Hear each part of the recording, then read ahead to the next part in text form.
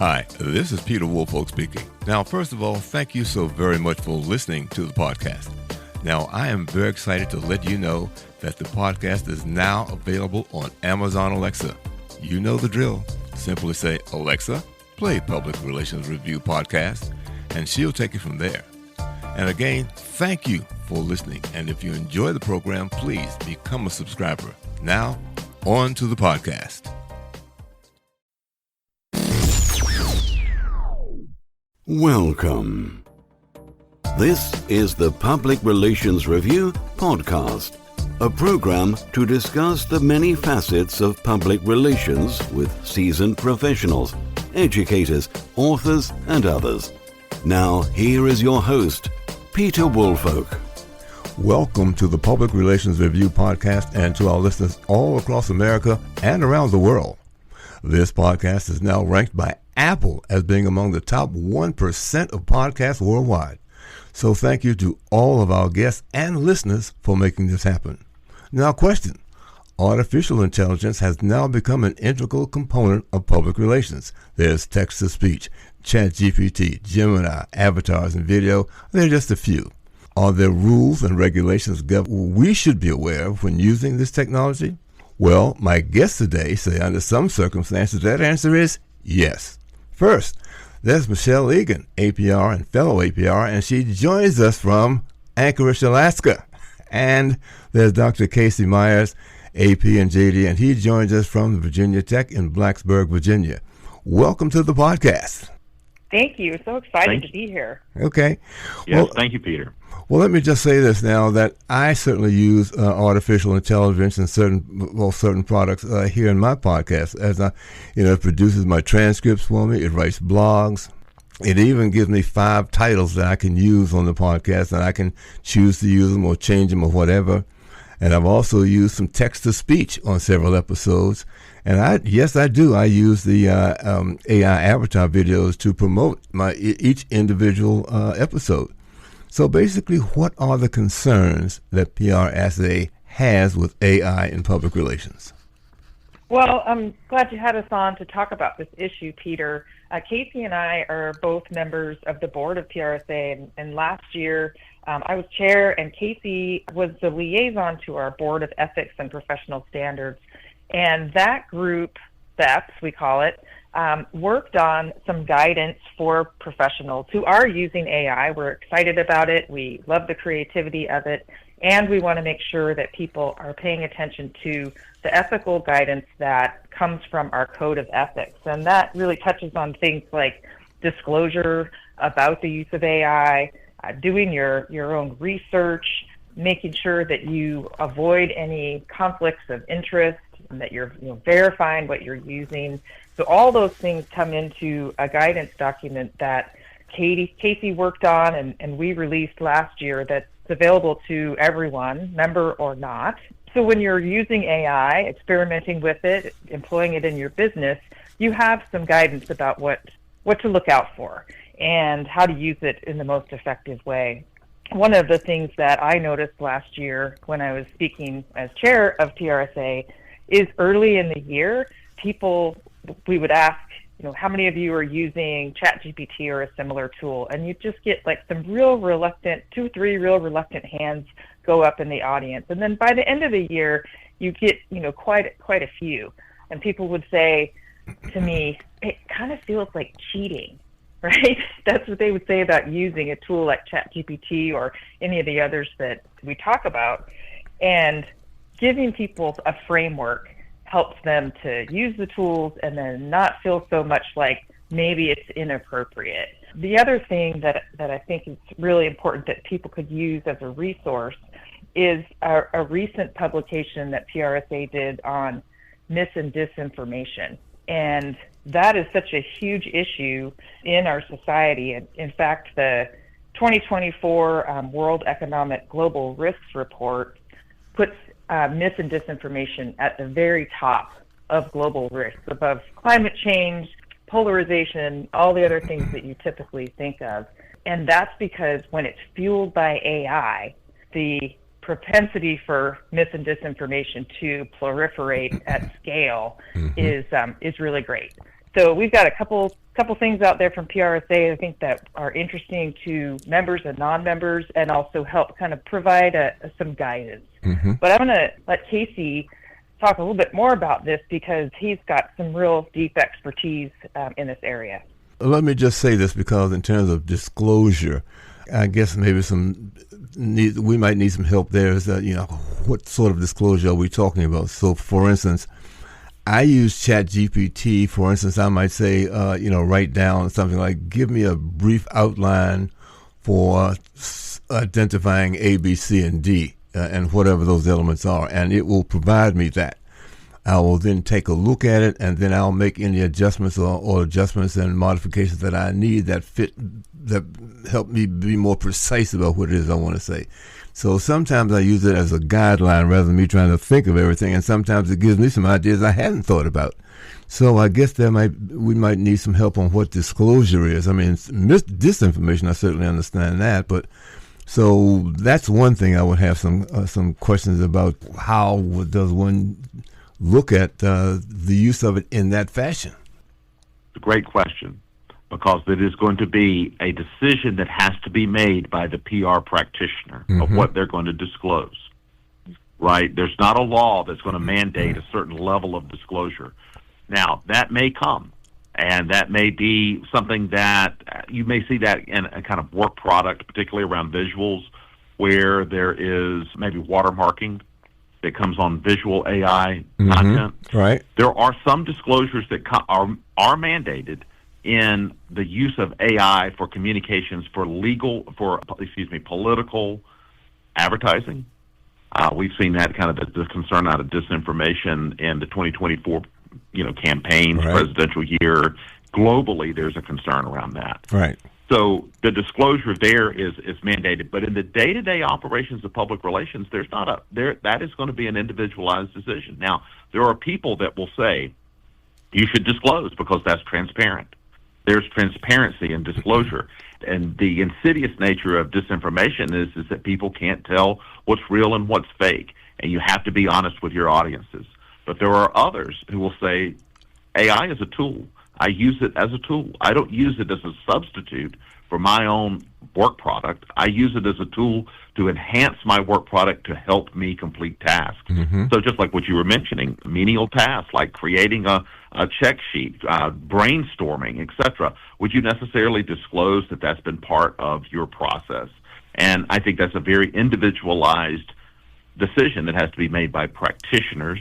But it is something that increasingly is the number one question that I get. What do we do with AI and disclosure? And I think that ultimately what's going to happen is that we as an industry, as a public relations industry, have a lot of power right now because we don't have a legal mandate on disclosure in most circumstances. We have to make that decision for ourselves as professionals. And I think that there's a lot of things to weigh in that decision. Well, it's interesting. Cayce, I think you've probably heard this Cayce, I think you probably heard this as well. I've talked to people who work in public relations agencies, and one of the things they're doing is putting in their contracts this disclosure, a general disclosure, that we may occasionally use AI in working on a product, and that's one way people are addressing it. But Cayce's right. There's, with any other ethics issue, there's a lot of personal latitude, and what you described again is making your work better or giving you the space to use your brain for more powerful things than creating a checklist or doing a small amount of research. And so it's a little bit different than a mis and disinformation type campaign. Well, one of the other things that Cayce just mentioned is that the little mark that goes on the avatars. I use the free version, and that comes with it. So, it's only something about a minute and a half to say, here's what we're going to be covering in our next episode, that sort of thing. And the little trademark or whatever it is down in the lower corner that does not come up. So that's really just advertising the fact that we're going to have this podcast episode, and this is what we're going to be talking about, that sort of thing. And I can certainly see, as a matter of fact, it has been shown on television where some very prominent people have the misinformation because it did look like, it was them, but they were saying words that they never uttered. So I can see what that can cause and will cause a huge, massive amount of problems, because that is information at the highest, misinformation at the highest levels that we do not need to have. Mm-hmm. Let me just jump in here real quick about that. The issue really is that we as PR practitioners want to be ethical. We want to do the right thing. Right. The disinformation that's out there, those people will never disclose if they can get away with it, because they're bad actors. They want to produce content that is meant to deceive. You take, for instance, voice cloning. There are thousands of scams that use voice cloning to get people to send other people money. It sounds like your daughter's calling you. She's been kidnapped. You need to pay a ransom or something. It sounds like her because they only need a few seconds of audio to voice clone. And so those folks aren't going to disclose because they're bad actors. Now, we in the PR industry aren't in the disinformation business. We're in the transparent communication business, and we want to uphold our professional ethics at the highest level. But it does beg a question of what level of disclosure is required. So, for instance, let's say a lot of folks, they're using AI to edit. They're using AI to kind of do what normally Photoshop would maybe do for a picture. Does that need to be disclosed to the public? You could give a general disclosure, but then again, we don't disclose a lot of things that we use, like, for instance, if you use Grammarly or spell check, that's not disclosed. If you use a template that's already pre-existing in Microsoft, you don't necessarily disclose that. So there's a counterpoint to it of like, well, how small does the use of AI have to be before you don't disclose? And I think that's something that's going to be very individualized. I think that the industry doesn't have an answer for that quite yet. Would the response to that, or an answer to that, have to be, how much does it impact someone else making a decision if they know that you did it, or compared to AI had done it? If what they are producing for you, you have to make a decision on whether to or not to accept it. I would think that whether they use or did not use AI would be almost imperative to let them know. I think that's a great point. I think that's 100% correct. And it used to be, just give you an example with these deep fakes, used to be you'd hear the saying, seeing is believing. Well, now you can't believe what you see, right? You've got to individually check it. So I think at the point that you're creating different realities for other people and informing their perception of the world, and AI has a big part of that, then yeah, I would say that goes beyond the menial use of AI for just sort of functionary tasks, but goes and you're using AI to actually create dialogue within society that may have a huge resonance. So absolutely. And our guidance suggests that you are responsible for the information that you disseminate. So you're responsible to validate that it's accurate, to make sure that the sources are checked, that those sources are disclosed wherever possible. So, it really is part of the guidance as well to say, at the end of the day, use these tools and you're still responsible for the information that you're sharing. I guess my question from that is that it's more imperative to be forthright about whether you did or did not use AI if it is being used to help someone make a decision, and particularly if they're paying you for that. But if it's somebody making a decision based on what you produce using some form of artificial intelligence, it should be imperative that AI be revealed that it was used in this development process. Is that close to what it is that we're trying to get done here? I think that's an interesting way to frame it.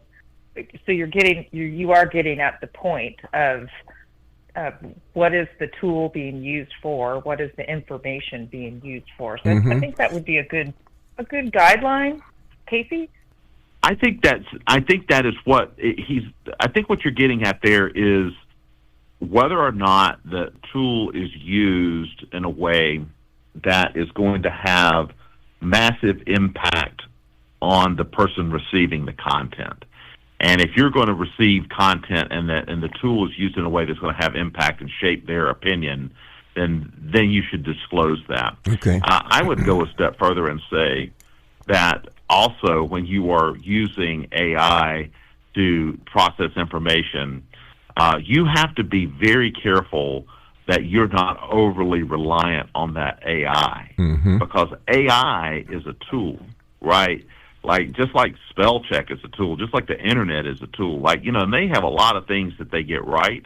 They have a lot of things they get wrong. Mm-hmm. And so that gets to the kind of larger question a lot of PR practitioners will ask me out on the road. They'll say, well, this is just going to take our job. Well, if you're operating your job in a way where you can just AI can do it, then maybe you're very replaceable. Right. But if you're operating your job where you bring a lot of talent, a lot of insight, a lot of knowledge, mm-hmm. you're able to strategize, and AI is just part of your toolkit, then I don't think that AI can replace that person, because that person's got value added by what they know and what they can do. Because an AI brain and a human brain works totally differently.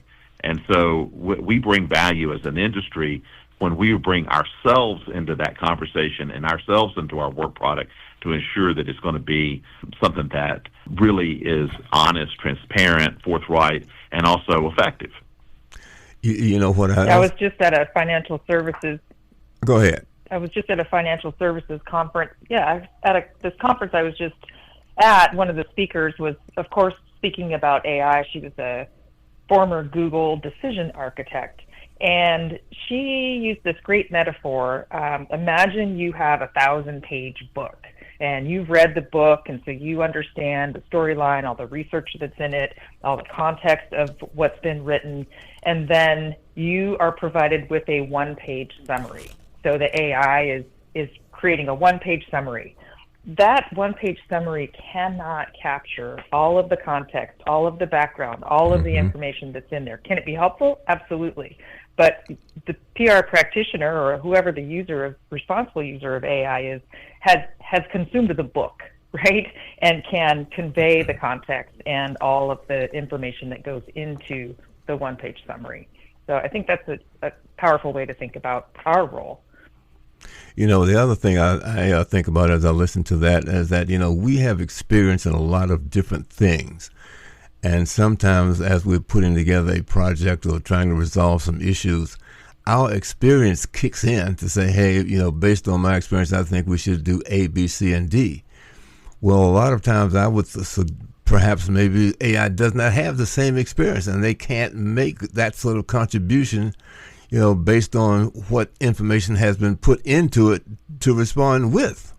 So I think what you just said earlier about having a 1,000-page book and a one-page description helps to answer that question. I tell a lot of folks when we're talking about AI is that AI is based on an algorithm with data points that are entered. Mm-hmm. AI is only going to be limited in its response based on those data points and on its algorithm. Right. That's why it's so important to have a good AI platform, because it can be very biased. But as a human being, we have experiences. We have thoughts, we have identity, we have engagement with other people. We may go get a cup of coffee. We may go get drinks after work. We may go chat with somebody in the hallway. We've worked for however many years in our business.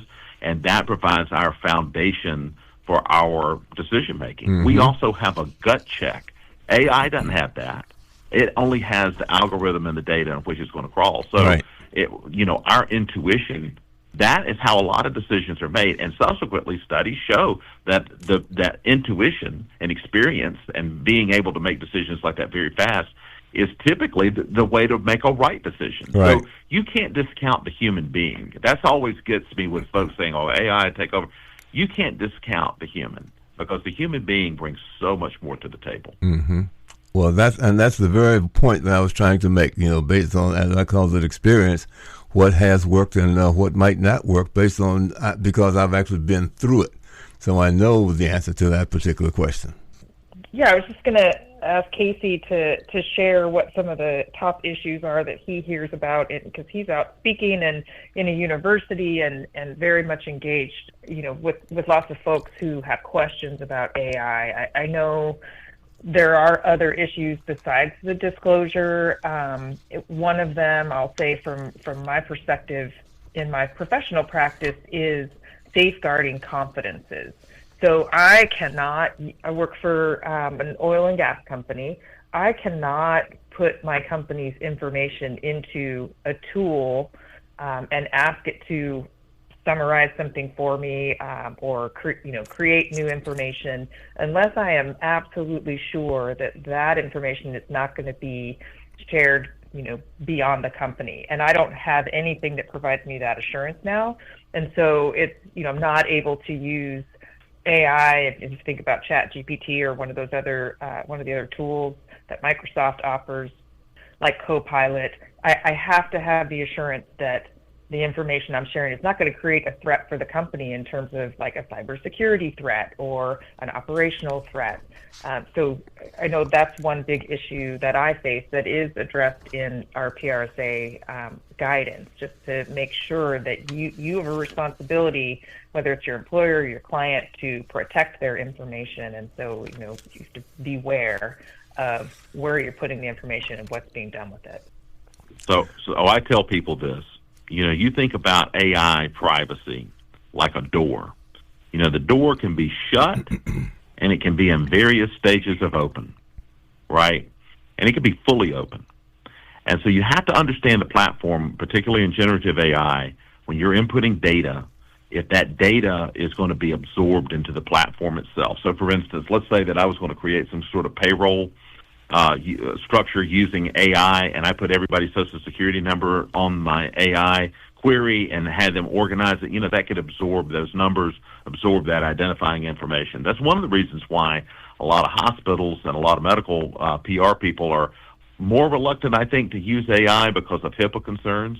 And so a lot of folks have turned toward these proprietary platforms because they want to have the security of their information not being taken, and they have privacy violations. There's also a competitive aspect to it, whereas if I put in a query and it gets me an output based on my query, that output could be available to a competitor if they put in a similar query. And so therefore I kind of lose a competitive edge. So privacy is a big thing within AI. You have to be deliberative. And I think that we right now are not in a space, we know it's important, but we haven't talked about that open versus closed system AI, I think, enough in the industry to really understand what does that mean in terms of just safeguarding our clients, safeguarding our people that we're communicating with, their information, and certainly proprietary information of a company if you're in-house. Very important. Mm-hmm. Well, this has been a very interesting conversation. Is there anything that we've actually missed in this discussion? It's been a good overview of the issues. I would definitely encourage people to go to PRSA.org.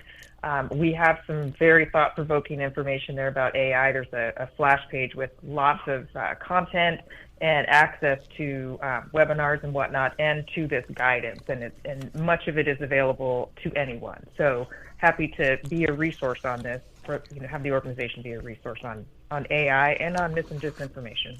Well, I'm actually very happy that you said that, because that's one of the things I did want to say, that you let us know about the information and materials that are available. I'm sorry, Cayce, pick up before you. I was just going to say to your listeners that, AI can be daunting, and there's a lot that is going to change. If we came back a year from now and had this conversation, it'd be a different conversation. Because, if we came back a month from now, it may be a different conversation because it's a rapidly evolving technology. But for those in PR that are looking to get into this conversation and want to use AI, what they need to do is they need to just try it out, low stakes, get on a free platform, just see what its capabilities are, and it'll give you a better sense. It's like learning how to drive a car from reading a book versus getting in there and putting the keys in the ignition. You put the keys in the ignition and you get it on the road, you'll learn a lot more.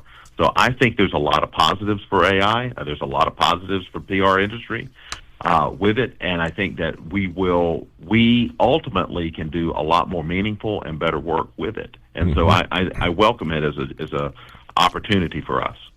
Well, let me say that I welcome both of you for having been a guest on our show today, because you've really given me a lot to think about. There's some things that I had not thought about when it comes to the use of AI, and perhaps the same might be for our audience.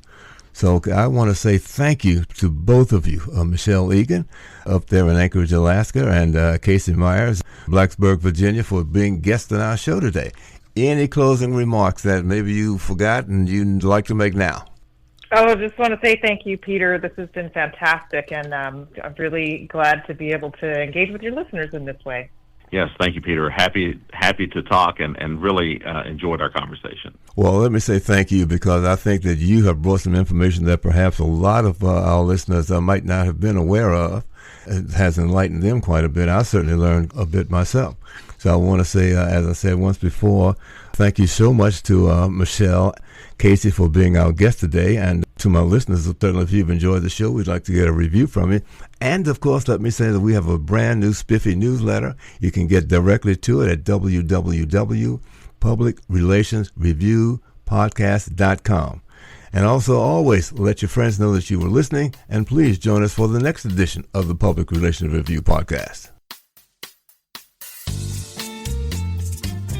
This podcast is produced by Communication Strategies, an award-winning public relations and public affairs firm headquartered in Nashville, Tennessee. Thank you for joining us.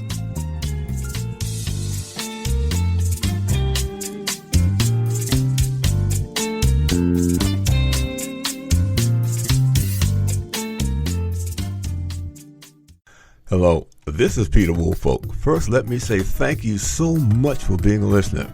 Now, I want to alert you to our shiny new podcast website located at podpage.com.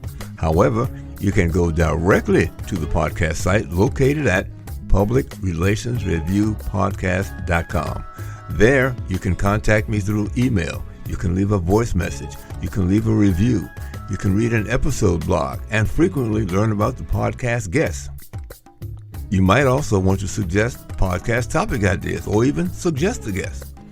You can also let me know if you would like to receive our podcast listener logo that you can post on your social media.